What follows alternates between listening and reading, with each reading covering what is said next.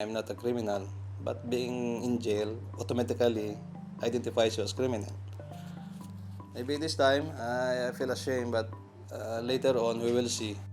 Glenn Madaginog's proud life as a ship captain was shattered this year when he found himself in a cramped, cockroach-infested prison cell in Indonesia, sleeping alongside convicted murderers and child rapists.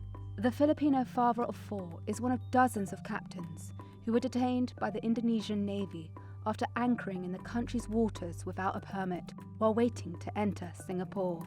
Early of September 16, the chief officer wake me up, informing me that there is a Navy around. There's a Navy boat calling us that they want to check the vessel's documents, something like that. And around 0812 or 0800 of the 16th, 4 Navy officers come on board. They have guns. So we met on the bridge. And then they checked the documents, and later on they said that you are in Indonesian waters. The waters just east of Singapore have for decades been used by ships waiting to enter the city-state. But the Indonesian Navy has cracked down on vessels it says are anchoring in its territory without paying port fees. Reuters spoke to a dozen people involved in the captain's cases, from ship owners to insurers to the captains themselves. They say most of the other captains were freed after just a few weeks, once ship owners had made unofficial payments to naval intermediaries of between $300,000 and $400,000 US. Madaginog wasn't so lucky, and in March he was found guilty of illegal anchorage and sentenced to 2 months in jail. And I was full of doubt, oh, what's happening? But later on I think this is something like illegal piracy.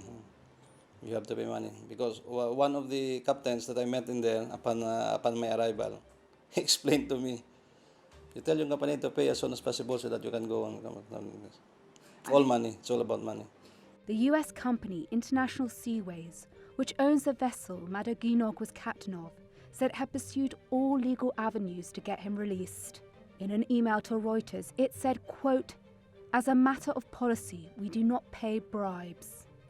The Indonesian Navy has said it never requests or receives money to release vessels, and that detentions are handled through the courts, or ships are released if there's insufficient evidence to prosecute. It did not respond to requests for additional comment for this story.